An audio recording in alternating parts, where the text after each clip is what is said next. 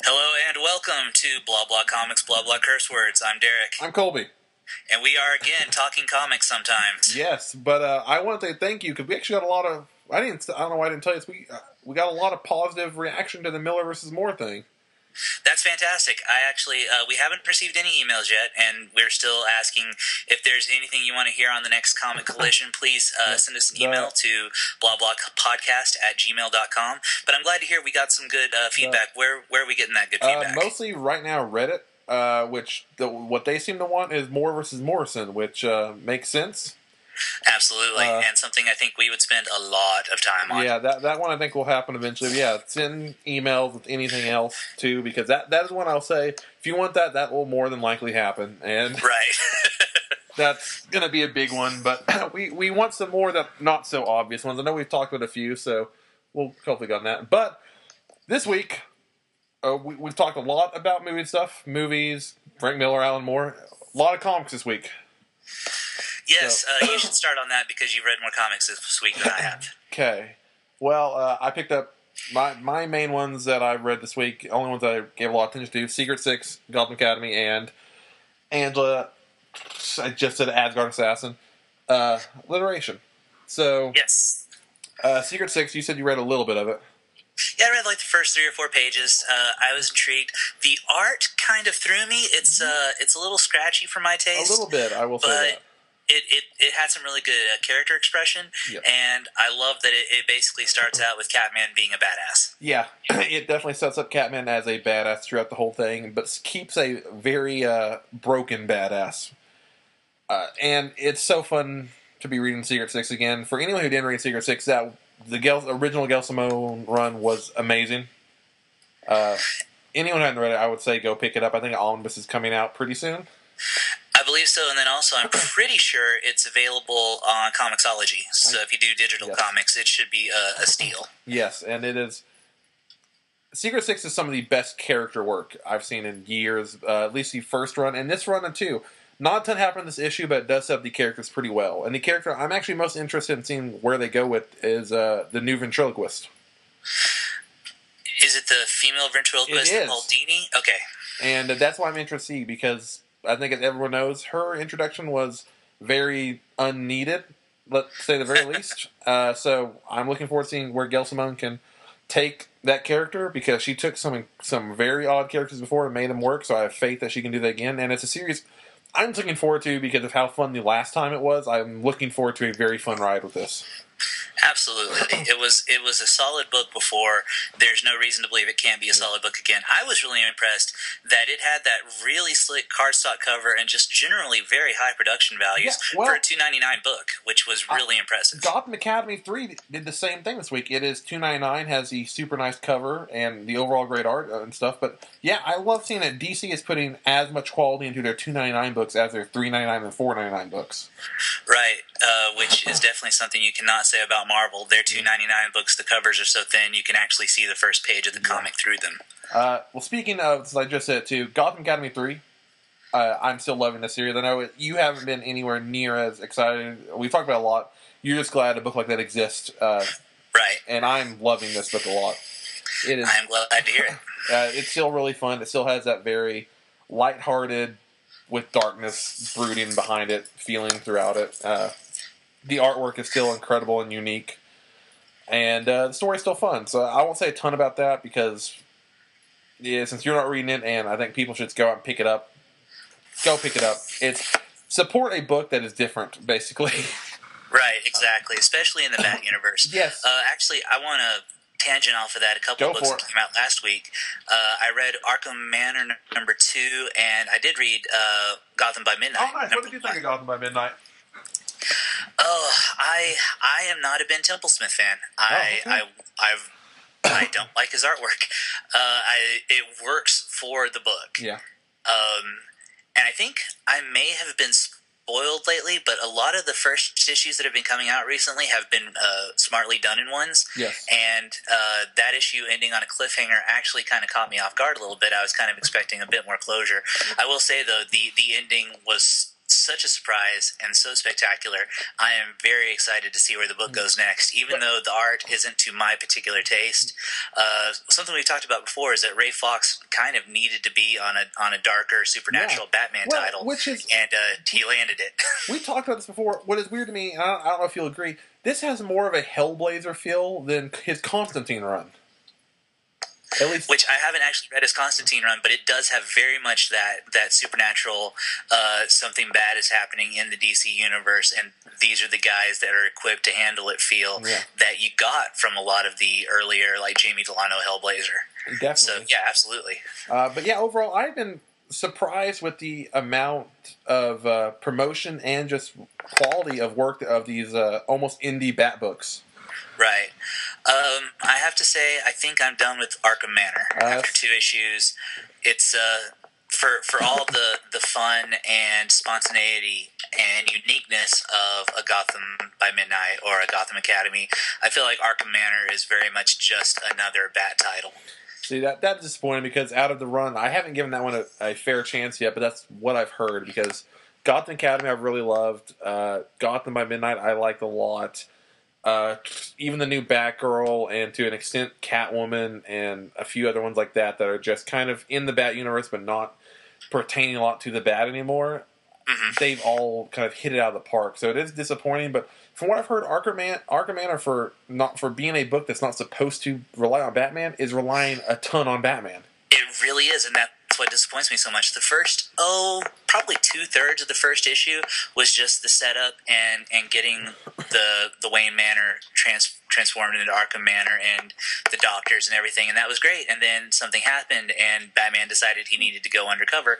And I was like, really? So you're putting Batman undercover in Wayne Manor in Arkham? You know, these are all stories that have been done before. Yeah. And then issue 2 is just the continuation of that. It's Batman having developed this kind of Matches Malone-esque personality for Arkham and doing typical Bat investigations within the grounds of Arkham Manor. And it's really dull.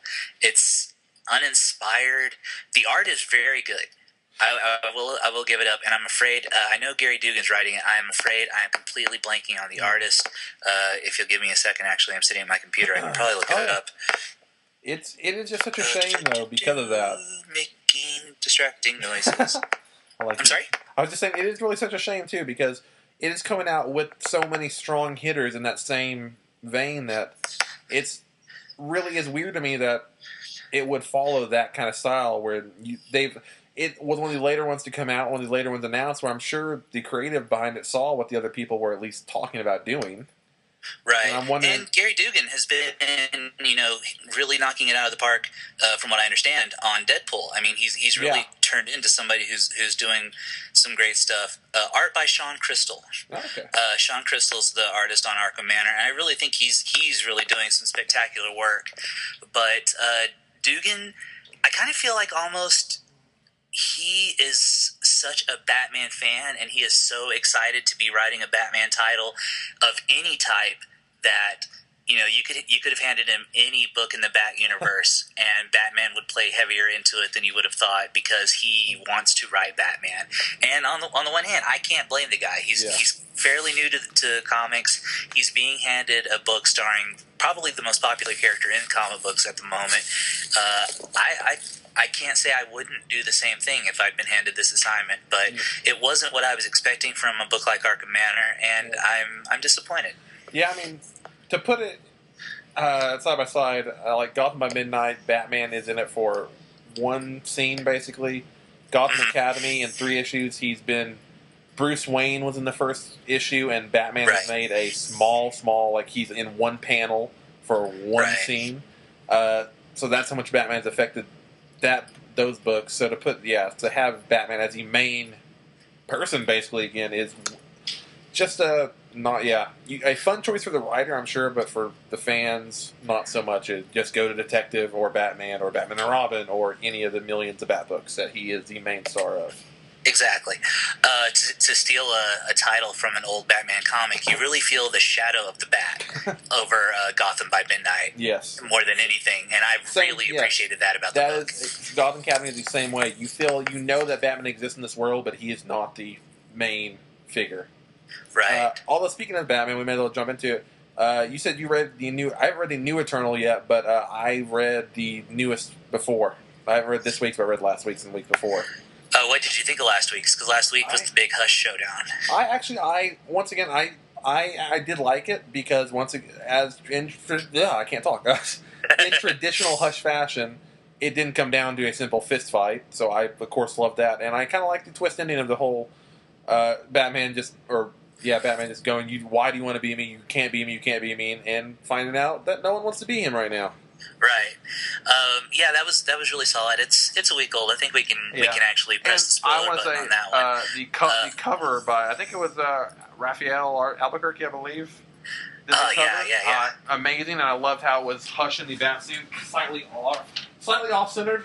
Just I think it's for a character I love. I thought that cover caught him very well. It was very eye-catching. I remember I liked that one quite a bit. I don't remember what this week's cover was, but I mean, it was fine. Yeah. But yes, just spoiler alert activated for a week-old comic. This issue follows up on just Bruce Wayne checking and seeing exactly where he's kind of at in his financial situation and being in a very similar place to where he was in The Dark Knight Rises, actually. Yes. Just, broke as hell.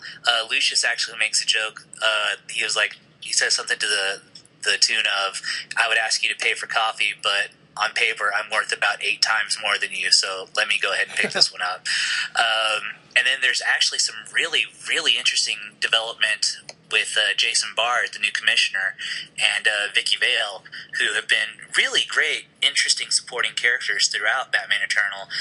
Jason Bard's heel turn especially has been fascinating, and there's a lot of development on that. So that book continues to impress as just a fun, solid Batman book. Yeah, we've talked about it before. It was the one book we were least excited about, and somehow actually turned out to be the Bat book we both wanted and didn't know. Exactly. That is exactly true. See, I was going to try to make a clever segue from Batman to this, but I can't. So, Angela, as far as you can get from Batman, basically. Right. A character that has, by all means, possibly had the most interesting journey in all of comics in real life, not her character journey, but just going from Image to a weird shove into the Marvel Universe. And a false start followed by a complete redirection. I'm pretty sure when they brought Angela into the Marvel Universe, they had no intention of tying her into the Asgardians and Thor's mythology. I don't know why. Really wanted to work her into Guardians and couldn't make it work, so they shoehorned her in to the Asgard stuff. And honestly, that miniseries wasn't terrible. Did you read 10th Realm? I did not. Sin? I may go back and read it because it doesn't connect heavily to this, but they mention it quite a bit, so I may go back.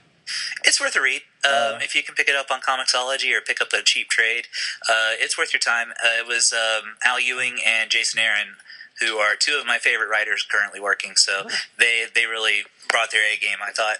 Nice. Which I don't know why they didn't think that she, of all characters, wouldn't work in Thor. To me, that seems like the obvious choice, almost. Right, exactly. But whatever, they tried what they tried. Didn't work.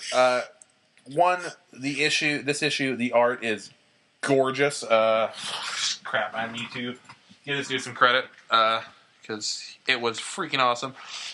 Phil Jimenez. Oh, Phil Jimenez is drawing it? Holy shit. That dude had one of the most fantastic looking runs on Wonder Woman ever. Dude knows how to draw women in action like nobody's business. Well, you could. Now I need to go back and pick that up because this. The art is incredible. The story, it fits in very well. As you know, I loved Kieran Gillen's run on Journey to Mystery. Yes, you did. I loved it, and I think he knows the world of the Asgardians very well, and especially in the point where Angel's at, and the point where Odin is at or not at, and where Odin's son, the Warriors 3, where everyone is at. I think it's a perfect time for a character like Angela to come up. Oh, shit. You're telling me all the things I want to hear. I wasn't actually going to pick this book up, but I love the Thor mythology so much, and if the Warriors 3 are in it, oh, man, that's a big draw for me. I will say, it looks like there'll be much more in the series overall. There's not a ton in this issue, but they're set up, basically. Oh, fantastic. And spoiler alert. Do you want a spoiler about them, kind of? Yeah, hit me. Go ahead. So spoiler for this. At basically the entire book, she's going to look for Sarah, and finds her in this, basically in limbo. It's fighting all these people, and at the very end there, a lot of people going, why are they here? Why are they here? Gods don't normally come here. And it cuts to Odin's son and the Warriors 3 saying, you've gone too far, Angela, we've come for you. Interesting. And you learn.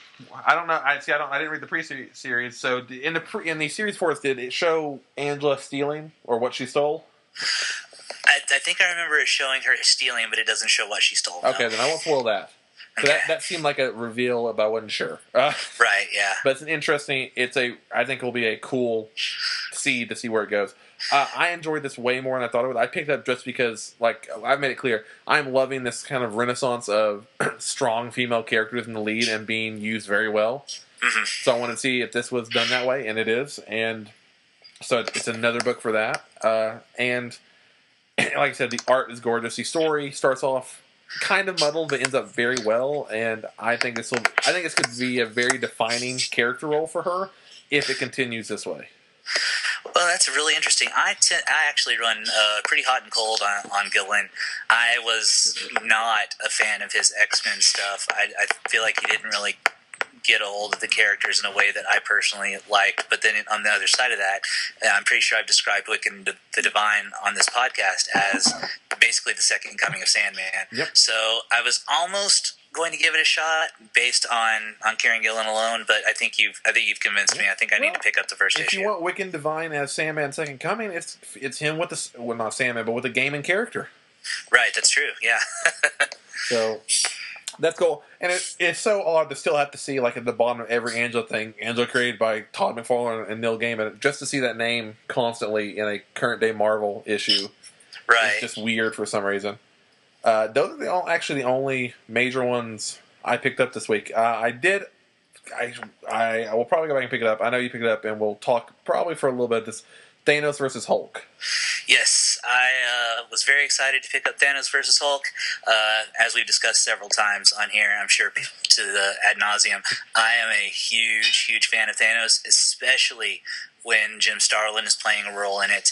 And what's interesting, did you know that this was actually supposed to be the second story arc in the Savage Hulk collection? Did not know that. Or not collection, but the series. Yeah, didn't know that. Yeah, it was supposed to be the first 4 issues were Alan Davis's Hulk story. Then it was supposed to move on to Jim Starlin's Hulk story. And I guess Savage Hulk sales were so abysmal because it's recently been canceled after 6 issues. They spotlighted it instead as a miniseries. And what's interesting is you can kind of tell that it's supposed to be in a series where time isn't important because it is very much set in Mark Waid's Indestructible Hulk time frame where the Hulk is working for S.H.I.E.L.D. Yeah, that's one thing I read, like, the first few pages at the comics shop. I was reading it's like it starts off with Iron Man and several people looking for him, but how they're looking for him is in that fashion, in the Indestructible fashion of he's working with us, kind of not Avengers, but like sorry. How he's talked about is very much in that universe. I didn't think of it until you said that, but that was what felt a little bit odd.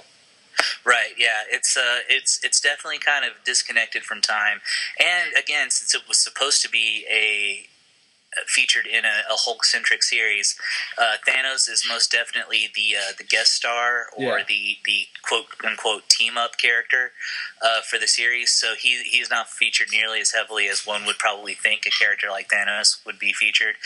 He is kind of brought in kind of hilariously, though. I've never understood Jim Starlin's fascination, love, whatever, of Pip the Troll. Yeah. But Pip the Troll is it's integral to this story. I saw that. Well, just flipping through, I saw a lot of Pip in him.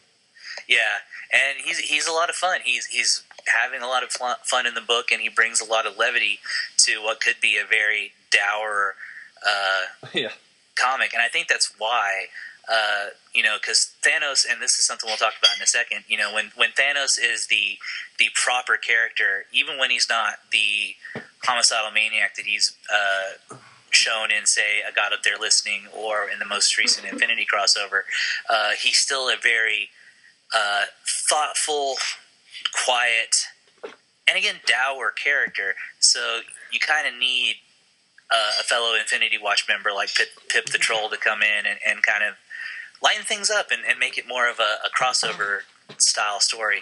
Is it Shakespeare? Not even close. Is it anything near as good as what Thanos has done with the character, or Thanos, what Starlin has done with the character of Thanos in something like Infinity Gauntlet?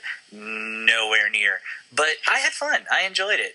I am crazy in the tank for Starlin Thanos, so that's, take that with as big a grain of salt as you want. But I dug it. I thought it was fun. No, see, I will probably pick it up because of that. Everything Jim Storm has done with Thanos, I have at least enjoyed, like, on a fun level. It hasn't ever bored me or been like, it has been fun.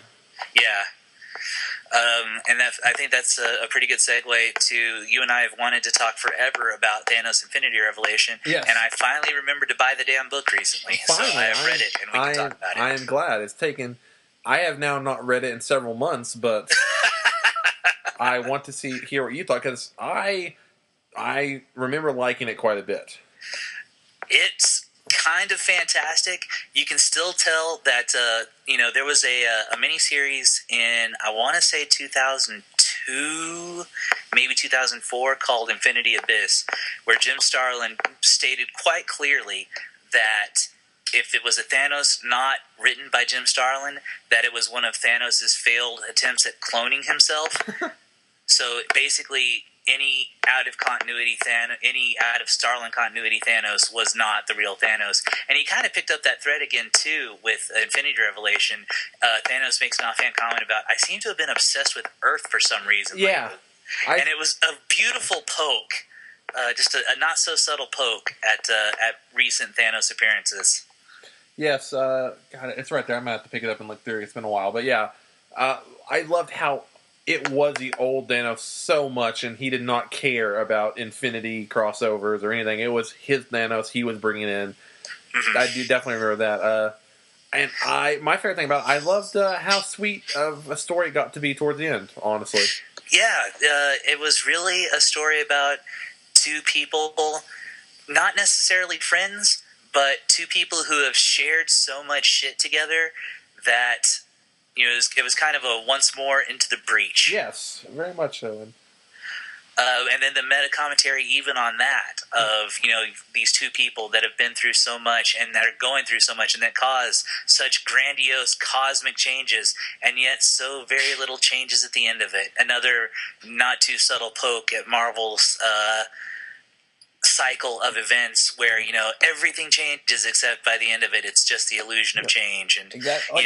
Whatever happened to the universes at the end of Infinity Revelation was more an illusion of change than any actual lasting consequence, and it was a really beautiful subtle commentary. How that was handled, I remember that very clearly. Him coming back and then being like, well, what if you're not the real you're not my Warlock, you're not my Thanos, and it's like nothing actually feels different, or it seems different, but something very subtle is different. Yeah. Which overall I thought was so cool to see that you can't. So much has changed, but you can't even name what has changed because of it all. And I like to think, at best case scenario, Starlin was planting seeds for something in the future with that line. But also, you can't ignore the very meta take of this grand cosmic explosion, and reality was completely altered on every level in two different universes, except that it ultimately wasn't, and maybe nothing really happened. Well, if I remember correctly, you even make the comment about just a simple wardrobe change, basically. Right, yeah. Which was really beautiful how he led up to the fact that it was two different universes, Thanos,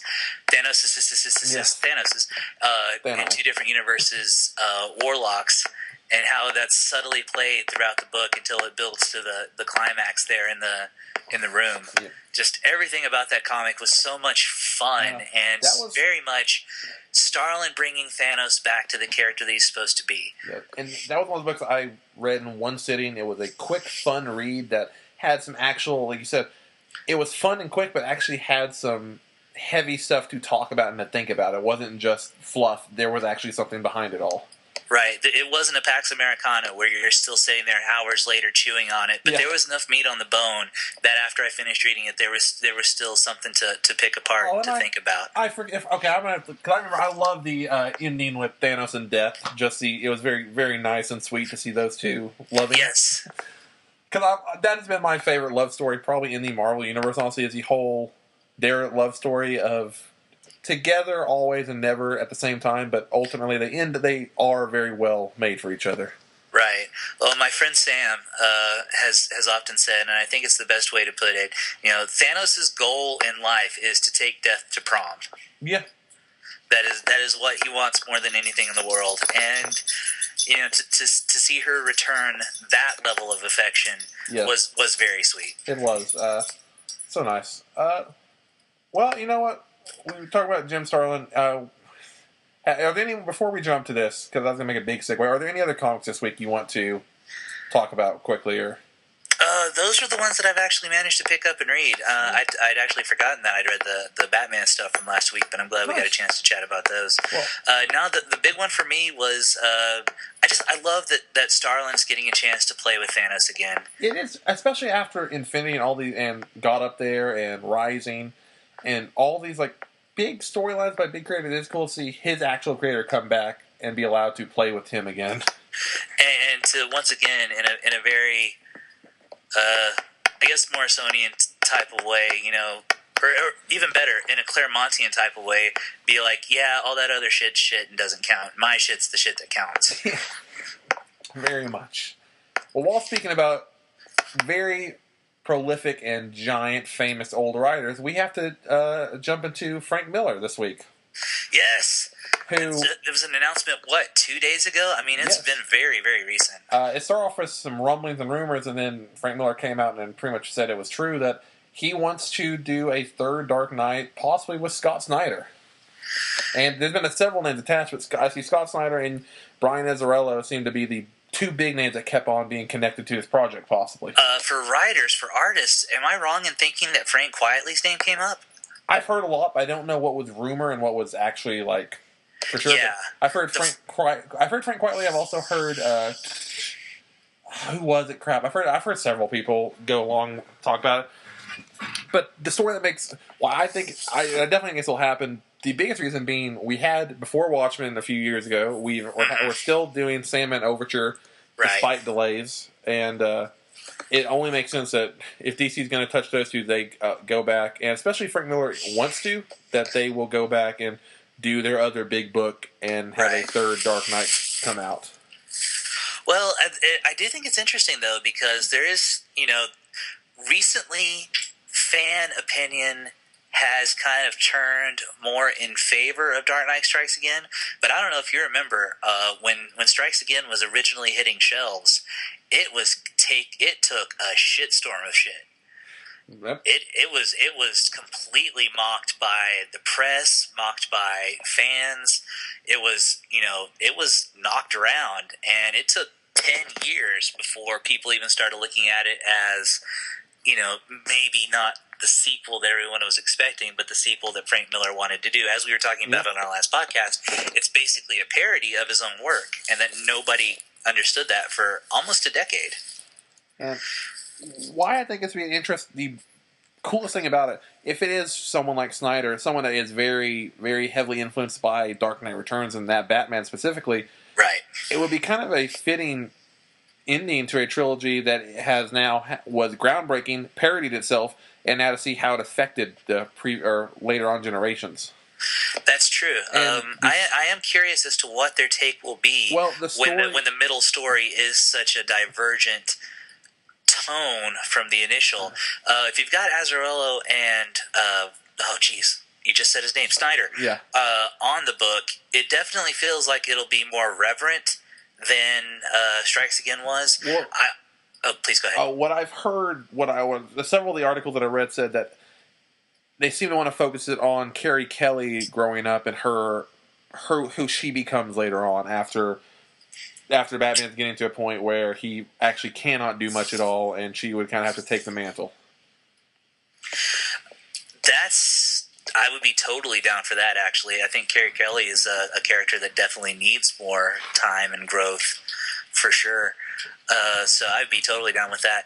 Kind of what I'm feeling right now, despite the Frank Quietly rumors, which, oh my god, if Frank Quietly drew that book, it would be the best thing ever, no matter what it If we can get was. Frank Miller, Frank Quietly, and Scott Snyder's name on the same book, I will die.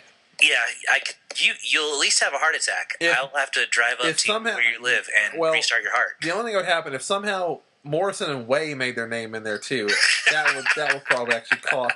And Gabriel Baugh. If we had like a 7-creator mashup Dark Knight 3 with all those, I would be done for. Yes, you would be dead. Yes. What I kind of hope happens though is as forgive the pun, batshit as Frank Miller's art style has kind of gotten in his older years, I would totally be down for a Dark Knight 3 scripted by Scott Snyder and Azzarello around a Frank Miller plot, and just let Frank Miller pencil. Yeah. That's probably my dream team of the names mentioned. That would be my dream team creative setup for a third Dark Knight. Just let Miller kind of guide the project plot wise. Let Snyder's reverence plus sanity and Azzarello's competence plus willing to write a book for a paycheck play off against Miller's complete insanity in plot and pencils, and I really feel like you'd get maybe not the most coherent product, but it'd probably be the most interesting possible product for that story. Oh yeah, and like you said, for that story specifically, especially knowing how that story is arced, if you can get to return it to somewhat sanity and somewhat of a world that is still crazy but still has something real to say, it could be a very, very definitive work to come back to. Which is very odd knowing once again, if listeners haven't listened to it, go listen to our Miller versus Moore one, because we talked this a lot. This was not planned, but it works out pretty well. The synchronicity was pretty amazing. Because this didn't even dawn on me, but we've asked about the comeback. Who would rest your comeback? And we both said Moore. In a weird way, I could actually see this working out. Like you said, if Miller is just the guiding hand behind it all, but you have Snyder and Azzarello really doing the groundwork, it could be a huge, huge, huge piece of work to actually come out of a success, I think. Absolutely, yeah. It's got more potential than anything that came out of before Watchmen. Yeah. I can't say it could beat Sandman Overture, because you're looking at two creators among the top of their prime.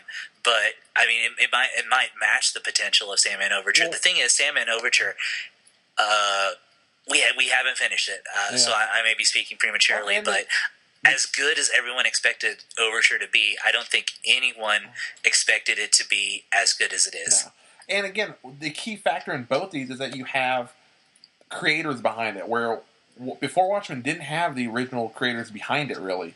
No, they got, and this is not a slight against Dave Gibbons, but they got Dave Gibbons as a mouthpiece, and then they got Lin Wayne, because, again, Lin Wayne, somebody who, all due respect, can totally work for the paycheck. Yeah. To do a miniseries, but if you're really having to pay Dave Gibbons to say, yeah, I'm totally okay with this, thank you for the check, and basically spit in Alan Moore's face while you're doing it, the creators are not involved. Yeah, exactly. And especially, I'm sorry, Dave Gibbons is a huge part, but once again, like you said, he was the mouthpiece. He didn't really do anything story-wise. He was just, for all my knowledge, he pretty much just said, hey, this is coming out, this will be cool. Yeah, I'm totally okay with this coming out. Which was what they felt they needed, at least one of the two guys to say, hey, I'm okay with this coming out. Yeah. So they went to Dave Gibbons and said, how much is it going to cost for you to say you're okay with this coming out?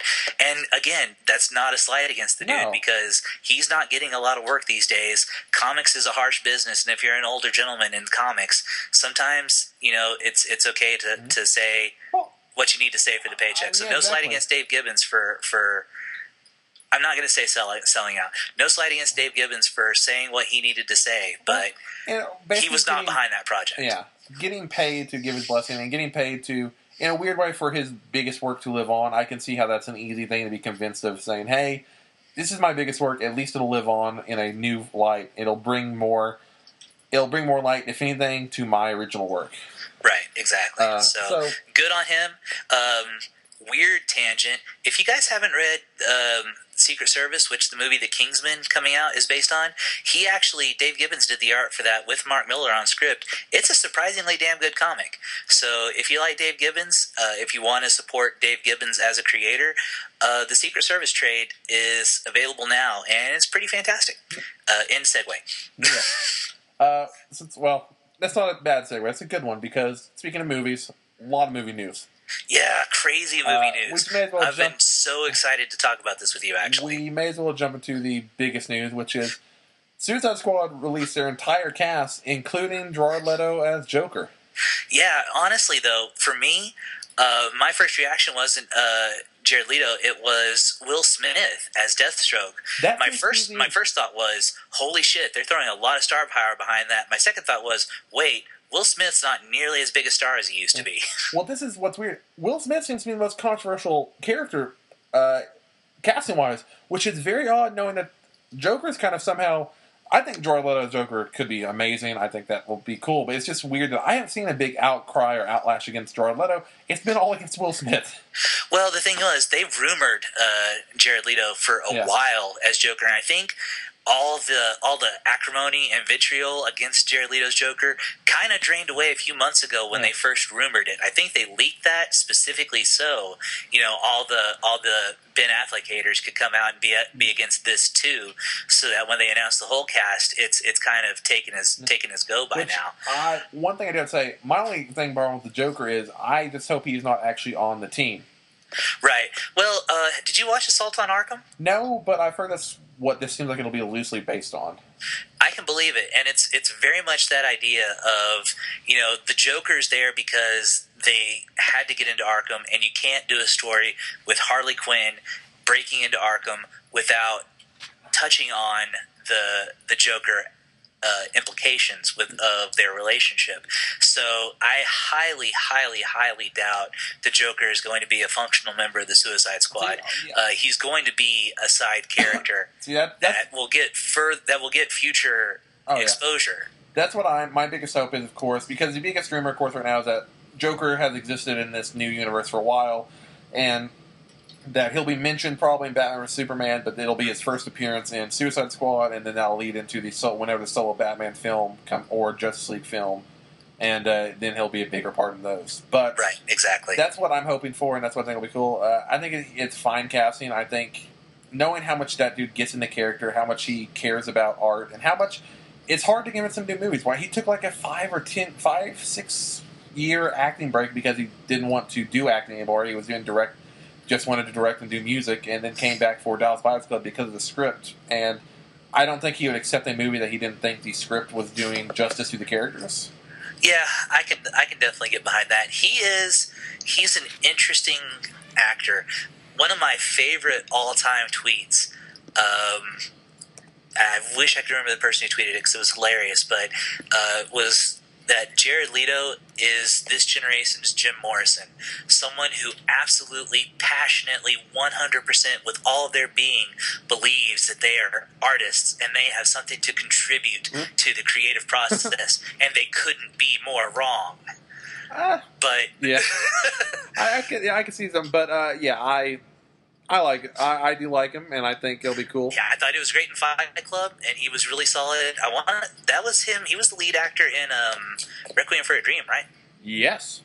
And once again, I will say, he was really good in that. Dallas Buyers Club, he played an awesome role in that too. Which I haven't seen. It's on my list of things to see. The trailer, every bit that he had in the trailer was fantastic. So, and you were saying he disappeared into that character so completely. Oh, yeah. So I have a lot of faith in his Joker, actually. I mean, we've got to put Heath Ledger's Joker on a shelf. It's like this perfect, pristine thing that we got for one time, and it's an absolute tragedy that we'll never see it again.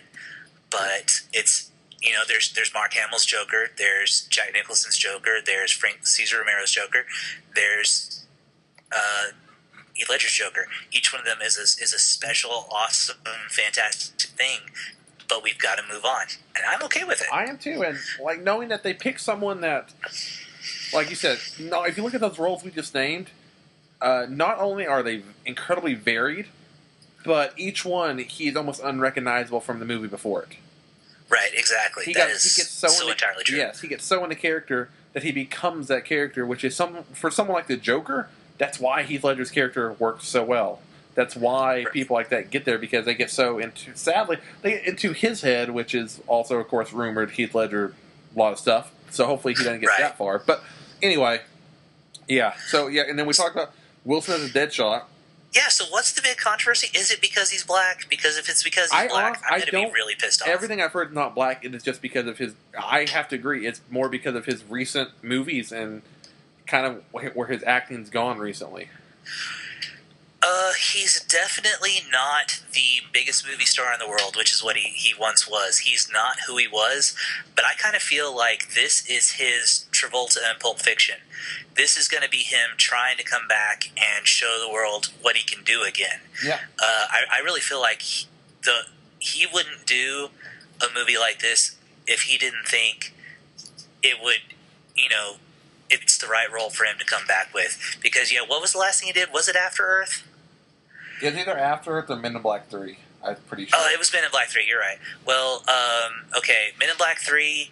I'm sure he felt there was a lot of goodwill left there that he could capitalize on.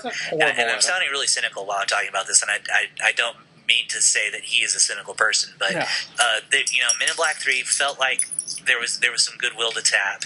After Earth, he literally did as a favor to a friend. Yeah. If you ever hear him talk about After Earth, it was like he called his friend M. Night to wish him a happy birthday, and M. Night said, "I don't want you to wish me a happy birthday. I want to do a movie with you." And he was like, "Okay, can we put my son in it? Yes. Can I write the script? Sure." And that's the movie they came up with. I want to say that is my biggest issue. As long as Jaden Smith stays as far away from this movie as humanly possible, I don't want to see a set picture with him on it. I don't want to see him saying he's visiting his dad to see on the film. I don't want him at the red carpet. He needs to, as long as he stays as far away. Right. I'm okay. Which, you know what? I'll say he's whatever. That kid's whatever. But as far as acting goes, he is atrocious and needs to stay away. But like you said, I have hope for Will Smith in the movie. He has done some incredible roles in some movies that we all love, and for a character like Deadshot, he could do that character well. It's just if he gets in the right mode, and like you said, he has something to prove, which may be what we need right now. Yeah, he's hungry. For a while there, he was, "Please give me an Oscar, Will Smith," and that period was just indescribably painful for his career. He tried to get back into action movie Will Smith, sci-fi action movie Will Smith. It didn't work.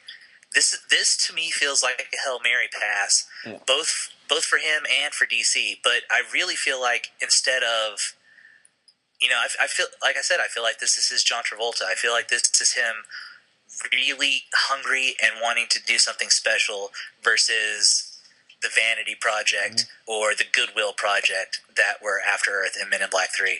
I will say, personally, I feel like personality-wise, he would actually probably work better as Flag, and Tom Hardy would make a better Deadshot.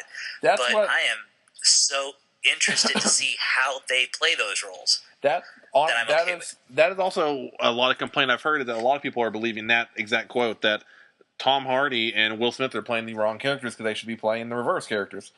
But that's about what I was getting to. My biggest surprise, honestly, was Tom Hardy as Rick Flag. Just because seeing Tom Hardy name attached to a DC film, where he has now become so known for a DC film already and for a different character. Even though not connected. Well, yeah. Still, Ryan Reynolds just got announced for sure for Deadpool, and he's already been 5 other characters. So yeah, but that's Ryan Reynolds.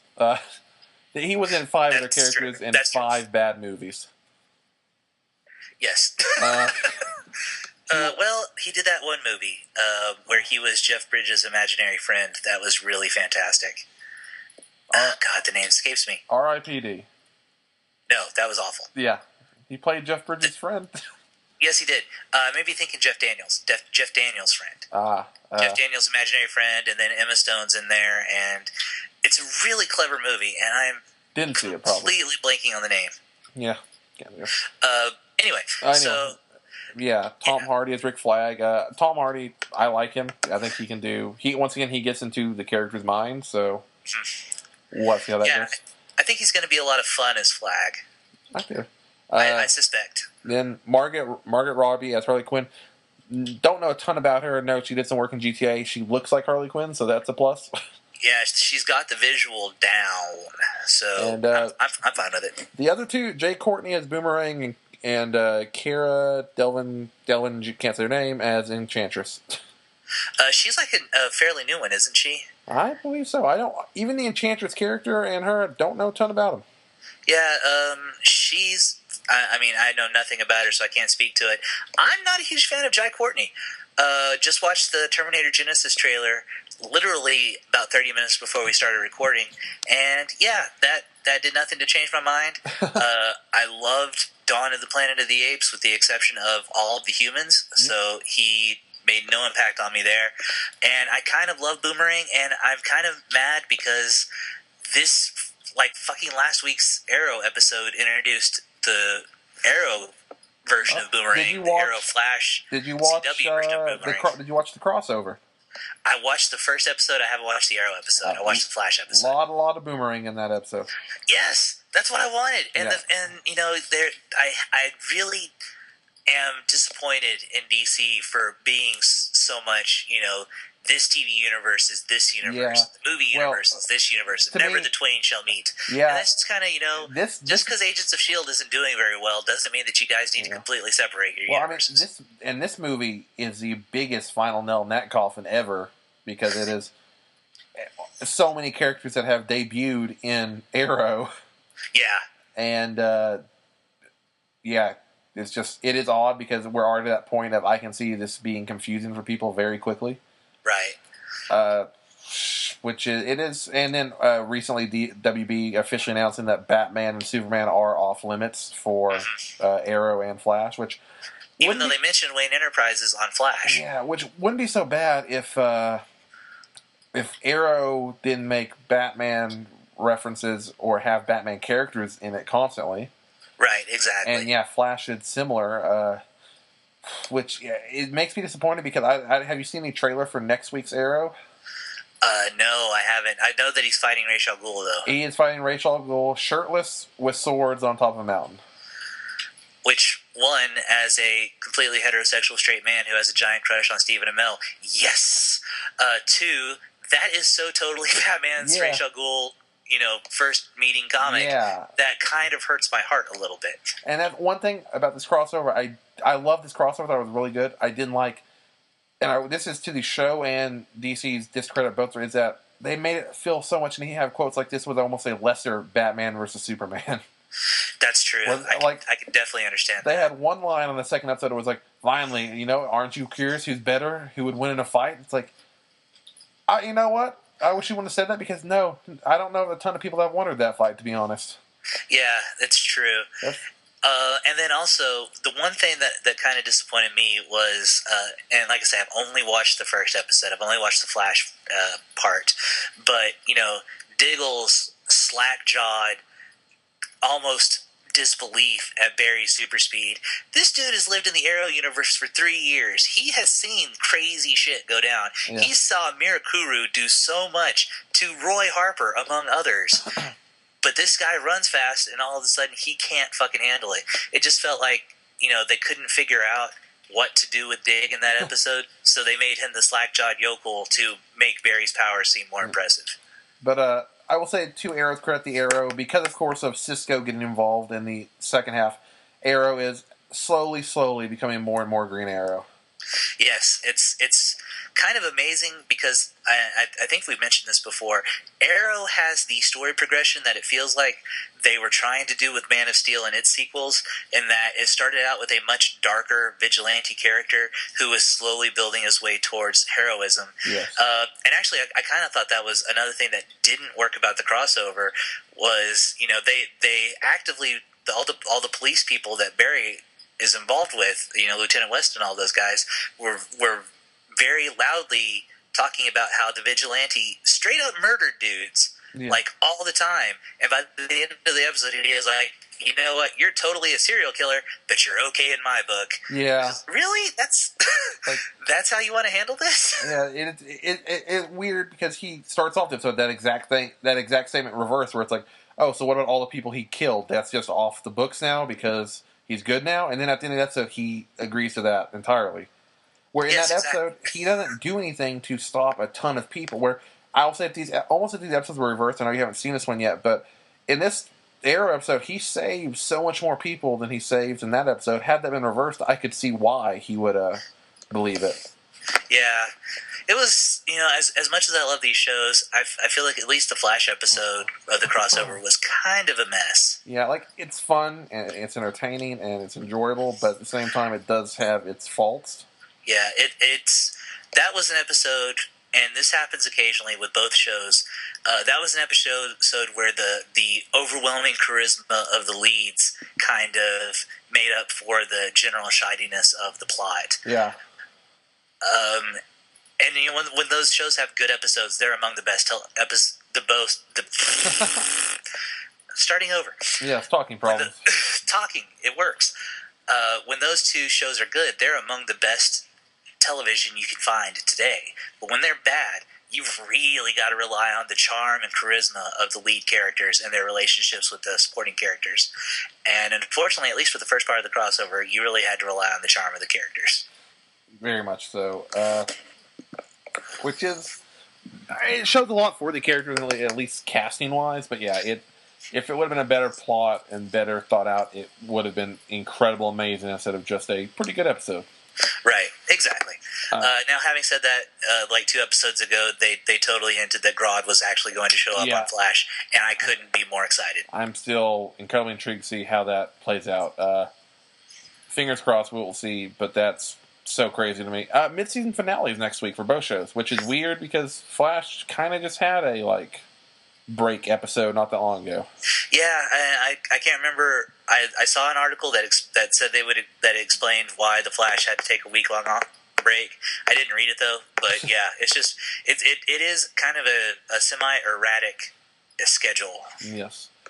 Well, okay. There is also, I was just looking at a few news sites. There's also some new semi-rumors, which I don't know if we have anything else major to talk about, so we may as well delve into that.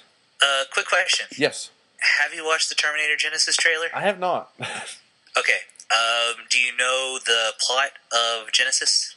No, actually. I just know it seems like it's kind of changing a lot of the Terminator universe. Yeah, it's a soft reboot, kind of in the Star Trek Days of Future Past model. Oh, crap. Wait a minute. Okay, go ahead, but I just know it's something big we didn't talk about, so go ahead. Okay, real quick. Yes. Sarah Connor, a Terminator sent back to kill her when she's a child. Another reprogrammed Terminator, which is Arnold Schwarzenegger, comes back to save her, saves her, raises her. When Kyle Reese goes back to save her, she's already grown up and been raised by a Terminator. There's a T-1000, and basically the 3rd and 4th Terminator movies no longer exist. Oh, Days of Future Past. Yeah, they totally Days of Future Pasted it, which is fascinating to me that movie has suddenly kind of set a precedent on how to, fix your broken franchise. I'm not entirely sure how I feel about that, actually, because with the X-Men, there was kind of a precedent set within the comics, but with at least the Terminator franchise, I mean, you have the dubious distinction of being a movie so full of time travel anyway, but again, I'm not super sure how I feel about it. Yeah. Anyway, the end. Yeah. What'd you find out? For one, we really quickly, Cumberbatch. Yes. Like I said, we talked about this a little bit before when it was just a rumor. I'll have to wait and see more. I'm not a huge Cumberbatch fan. He could do fine. I'll just have to wait and see, to be honest.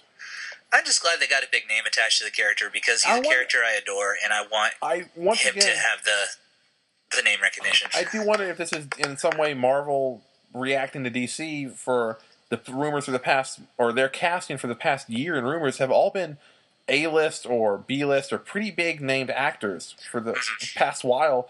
And I wonder if it's Marvel looking around and going, "Oh, everyone we've ever hired is someone that is either unknown or needs a comeback." Yeah. So who knows? Just theory. Crap, there was something that was going to go along with that, and it's gone. Oh yeah, there it is. Have you heard about who the rumored for Amanda Waller, who's on the short list?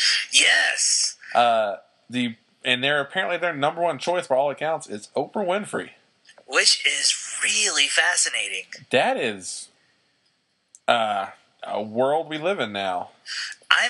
I'm oddly okay with it because, for one, it's getting away from the New 52 Amanda Waller, who is very much the Amanda Waller on the CW, which I don't like. DC universe. That is my least favorite part of Arrow, to be honest. That was not Amanda Waller to me. Exactly. It's not Amanda Waller for a lot of people. I don't normally say that about characters, but I like change, and I like, especially in comics when things change up. But Amanda, I hate to say it, put it this way, Amanda Waller needs to be a big, powerful woman. Exactly. They call her the Wall. Yes. And there's a reason for that.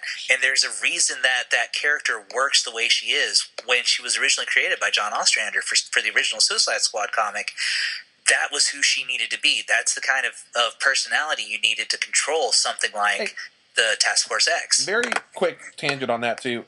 Does it feel weird that we have a Secret Six comic and a Suicide Squad comic going concurrently right now? Honestly, no, because they as much as Secret Six was the heir to Suicide Squad, it never had the same. Thematically it was the same, but it never had the same plot structure. Very true. Suicide Squad was always villains on the run trying to do right by themselves, whereas Suicide Squad was more of a government-oriented task force, very strict, very regulated. See, I completely agree with that. I was just kind of amazed that dawned on me that DC would have to. But one thing with DC, it seems like they're trying more and more with having two similar but very different books on the shelves at the same time. That's absolutely true too. Yeah, trying to play with the variations on the theme and formula for good or ill. I love the Secret Six cover. We didn't talk about that. The cover this week is very basic, but I thought it was cool. Yes, it was. It's very eye catching. I love the colors. The use of the mask on the page. It was a really really solid looking book on the stands. That's for sure. But the big news we haven't talked about because we had Thanksgiving break and they happened over Thanksgiving. The Star Wars trailer went up. It will be the latest one about this, but yes, we will. Star Wars trailer went up, and for those who listen to the podcast, it kind of very loosely connects to comics, but at the same time, it's Star Wars, so we'll talk everybody loves Star Wars. I really enjoyed the trailer. I'm excited for the movie. My initial reaction was a complete non-reaction. I actually felt nothing watching that first trailer. I have since kind of come around, mostly because the music is so spot on. And also, I had a very different reaction to Black Stormtrooper than apparently the rest of the internet, because my reaction to Black Stormtrooper was, okay, so the very first thing you're going to show me of your new Star Wars film is that a black guy is wearing the bad guy's costume. So there are now officially 3 black dudes in the entire Star Wars universe. 2 of them are not good guys, because Lando Calrissian's not a good guy. He's not a bad guy, but he's not a good guy, and the other one is a stormtrooper. So that's what you give me. 3 black dudes, one of which is an inarguable good guy. My first reaction was, "Oh, cool! They're not sticking to the prequel logic of clones all being cloned after Jango Fett." Yeah, I was actually okay with no more clones, and of course, I've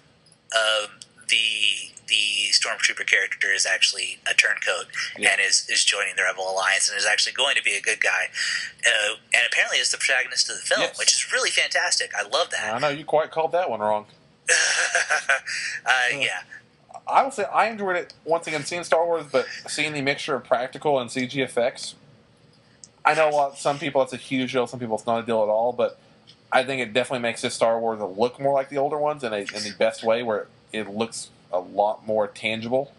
Yeah, it definitely wants to remind you of the original trilogy, not the prequels. And it wants to put you in mind of those films, and I'm okay with that. An article pointed out, and I didn't even notice it until the article pointed out, none of the trailer takes place in space. Yes, it's all what looks to be Tatooine. Oh well, except for the part where the Sith Lord. Yes. And I admit, I'm one of those people who doesn't think the Claymore lightsaber is anything awesome. Oh, screw you. But yeah, I know. But it's not for any kind of practical purposes or anything. It's not like, oh, it looks stupid because it cut somebody's hand off if they try to use it. I was just like, there's only so many ways you can put a variation on a lightsaber, and meh. Well, see, I like, because I thought I like the subtle, not super huge difference in the lightsaber, just a little style points. Because in my book, the dark side is something that I'm always on the side that they've always somewhat celebrated in a weird way. People will never look at the way they seem to celebrate individuality, with each Sith Lord having their own custom saber, having their own distinct look, being able Even though they're all red. Yeah, well, true that. But being able to do, well, it's like anyone in our culture. Everyone, always in a rock culture. We do what we want. Most of us wear black. It happens. Right, true. But and I will say, I do kind of like the fact that the lightsaber is so powerful that it is charged, crackling energy, as opposed to the very calm, beam of light that we're used to. That was a pretty nice touch. Wasn't I overall? It goes with a lot of stuff. I'm more excited. I will have to wait and see more, but yeah, that was my biggest thing. Was a few panoramic vistas, a couple of shots of characters, a cool flying Millennium Falcon, and a fair to shitty lightsaber. Do not a trailer make. They needed more to capture my interest. Yeah. But there were less lens flares than anyone thought. True, there is that. Yes. Because the more I've seen the movies, this may be unpopular at this point, but the more I've seen the Star Trek movies, that at first never bothered me. It's gotten to a point where it definitely bothers me, and the point where I was never a huge fan of Star Trek movies, and now they are on the list of detractors from it. It bothered me a lot more on Into Darkness. It doesn't bug me at all on the first Trek movie, because I get so absorbed in the film as a deep cut Star Trek fan. I'm actually way more of a Trek fan than a Wars fan. That would explain this conversation. Yes, totally, right? But my brother and I had a similar conversation, actually. Yeah, Into Darkness. Overall, I'll get heat for this too. I think overall has become, in my book, a great example of one of the most overrated films of late. See, I'm surprised you call it overrated, mostly because a lot of people think it's shitty. Maybe in my in my circles for the most part. Okay. I think that was the problem. I didn't read any critics or anything about it, because I just wasn't that interested. And all around me, I kept hearing how amazing it was, how it was incredible and great and great and great. And then I saw it, and I was like, it was overhyped for me personally, because I saw it, and I was like, okay, it's not horrible, it's not great, it's cool. Khan's handled not as cool as before, but does kind of stuff. Oh, it is a hot fucking mess of a film, dude. It's so over-reverential and so comically mishandled on every level that it ends up being just a giant fucking mess. If you get a chance, watch the CinemaSins Everything Wrong with Star Trek Into Darkness. I believe I have, actually, yes. Yeah, I fucking love that. I love CinemaSins in general. But that was one of the really great, one of those really. Me and worse tonight, dude. I am so sorry. I am exhausted. Okay. I cannot seem to talk. It was great. It was awesome. If you out there who are listening have not watched it, you should. I'll agree. And because that's a movie that, it's weird thinking now he's directing Star Wars, but that may be a good thing. Maybe he got tired of Trek. Well, from what I understand and what more than one person has said, his Star Trek movies were audition tapes for Star Wars. And I can completely... Because they don't feel like Star Trek movies. I heard it on a podcast, a Screen Junkies podcast, I believe, lately, but they were talking about how he rebooted Star Trek by making it Star Wars, basically. Right, exactly. And it does very much feel that way the more you look at those, and I hate to say it, but it definitely seems like he took what worked in Trek and it's combined with what worked in the original Wars, and it may have a really fun film out of it. Yeah, for all my po-faced worrying about racial relations in a galaxy far, far away, I'm still hopeful that the new Star Wars will be something that lights my imagination, and I will be there because my brother is dragging me midnight Christmas 2015 Yes. first showing, I will be in the audience. So I'll definitely be there. Fingers crossed. Yep. Oh, and then we can cover it really quick. I was going to talk about rumors earlier. It looks like currently the biggest quote-unquote leaked script or rumor points to Batman vs Superman being about Lex Luthor creating Doomsday to kill Superman and hiring KG Beast to do something. I can't remember. Yeah, I heard KG Beast had a potential role in the film, which is kind of exciting because he's a Jim Starlin character. That I is didn't know true. if you know that. Yes, I learned it today while I researched that because I have never read anything with him in it. I have only seen him. I believe he was in one of the Justice League cartoons briefly. Yeah. And so I found a little bit about him, but that is a very, very odd choice of a character, honestly. That is a deep, deep cut. Yeah, that is like a cut to make Chris Sims specifically go see your movie of all people. Yeah. So yeah, it's he is a batshit character just from because Jim Starlin. If you've ever read his DC comics, they don't feel like DC comics in the same way that we were just talking about J.J. Abrams making Star Trek movies that didn't feel like Star Trek movies. Jim Starlin brought a very Marvel sensibility to his DC comics, and they are fucking out there, dude. And just the idea of KG Beast, being this super crazy fucking awesome Russian assassin that Batman is so afraid of, or maybe not afraid of, but so incapable of handling that in his original intended appearance, Batman sealed him behind a wall, Castel Montiago style, and left him there to suffocate to death. Didn't know that. Yeah. It was since retconned that once he left that room, he contacted the police to let them know that KG Beast was sealed behind the wall there. But the original intent of Starlin was for Batman to fucking straight up kill a dude by walling him behind in a little crevice and suffocating to death. Wow. Anyway, KG Beast, ladies and gentlemen. Yeah, from what I was looking, I hope so. He honestly, he looks, with him not feeling like DC, just from a design point of view, he looks like something straight out of early Image almost. Yeah, it's a really weird costume considering Jim Aparo, who did the visuals for him, is such a classic DC artist. Yeah, so that's once again, a deep cut where this can go one of two ways. On one hand, it at least shows that they are actually doing research and looking into these characters' lives and past, because you do not just randomly come up with a name or have some random fan come, oh, well, we've got to put him in it. Right, exactly. They have that. That means on one hand, either they are thinking this plot through and have actually thought through, or they're just looking through and they're like, well, there's Doomsday. We can't use Bane. He was just used. Who else looks big and bad? I kind of feel like it may be a mixture of the two, though. I mean, I could definitely see somebody at Warner Brothers with a big stack of who's who, just being like, all right, anybody that could fill this niche we need. Yeah, I will say that is such a refreshing thing for Marvel, knowing there are so many characters that Marvel can't use because of film rights right now. Mm-hmm. It's kind of cool to see a company that can just look, like you said, look through a stack of their own comics, be like, use whoever you want, we don't care. Yeah, it is pretty awesome. And man, I would totally be okay with Doomsday being in that movie. I just want to say that up front.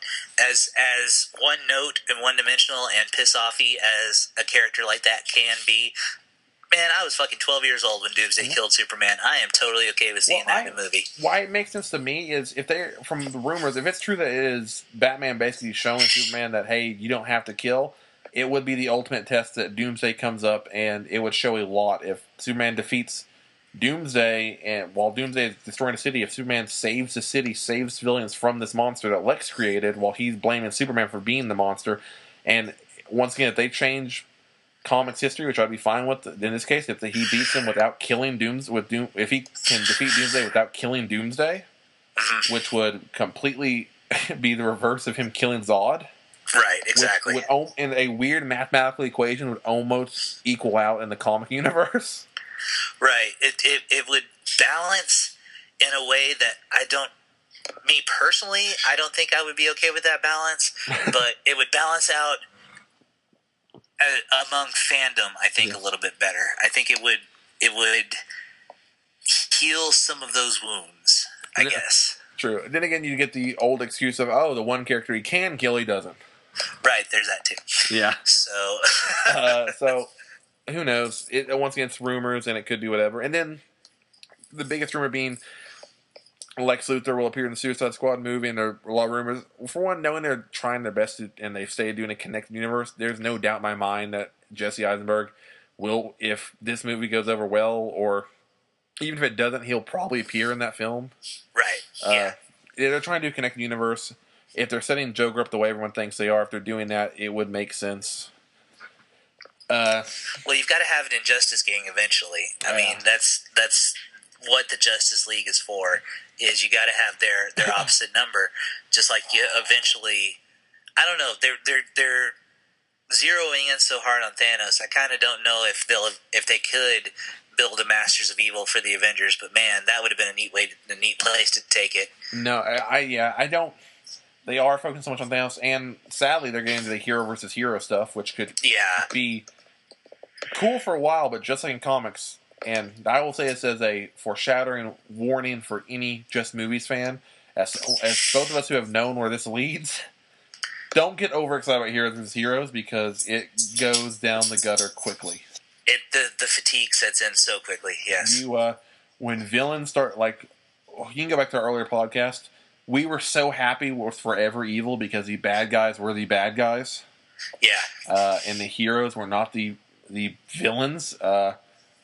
That should say something, because Forever Evil is not amazing, but it definitely at least sets up that, hey, there are villains in this world again. You don't have to be, the heroes don't have to be the villains. Guess what? There are plenty of evil people there again. Anyway, which I think there was an issue. I can't remember what it was, but it was actually a pretty fun issue in one of the crappier events. I think it was during.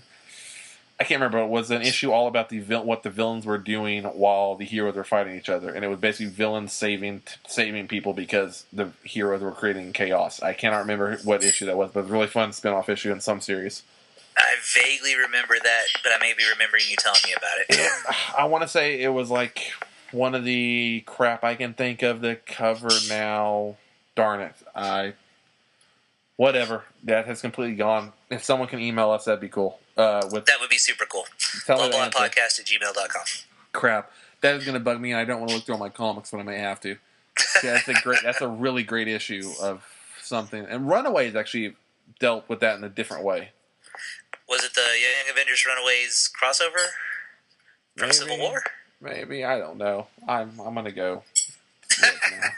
But, well, we are actually pretty much at time. Yeah, and I think we covered everything. Oh, really quick, because of Batman Eternal, I reread and kind of read most of it for the first time. Hush Returns.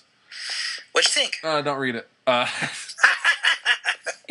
It starts off okay, and then the first issue is really good. The first issue was great. I remember really digging it.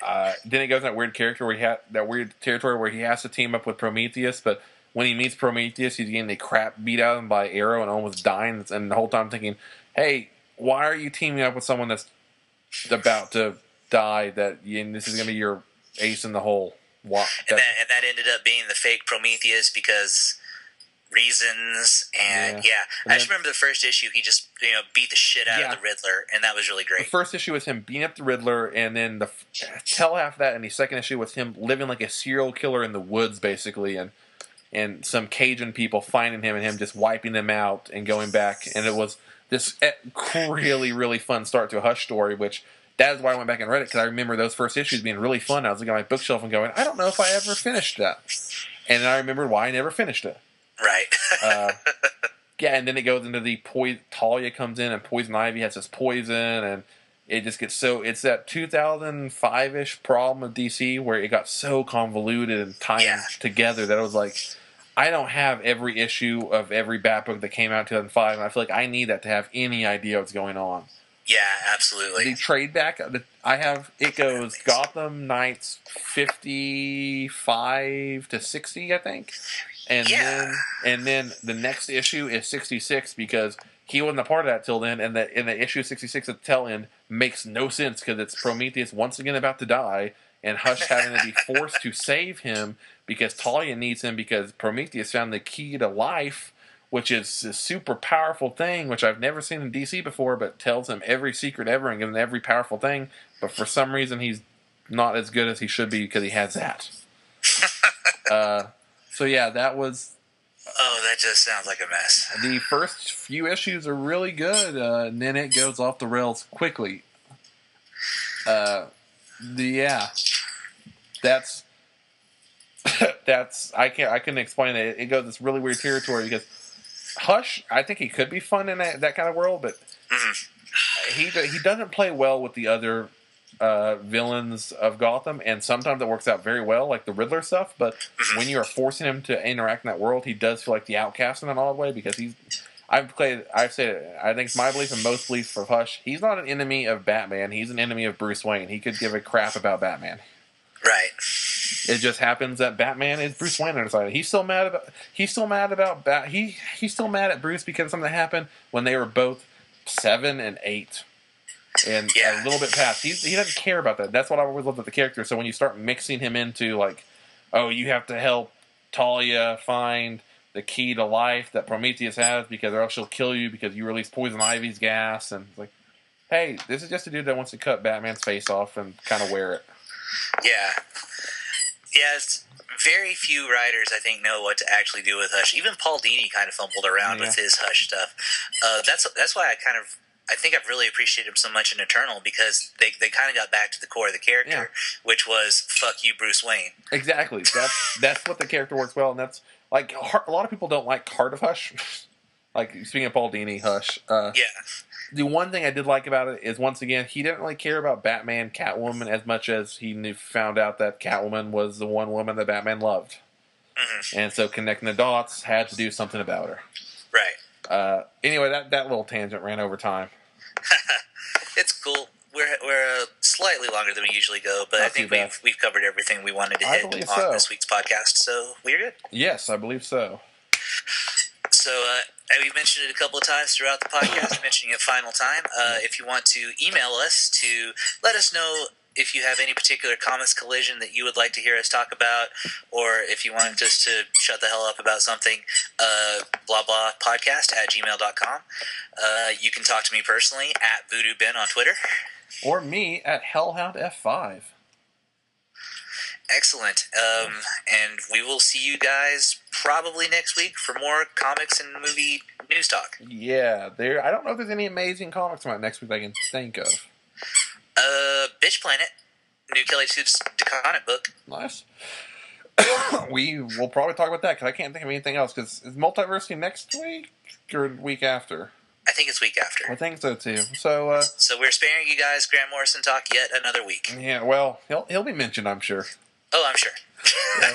See you guys later. Right. Bye.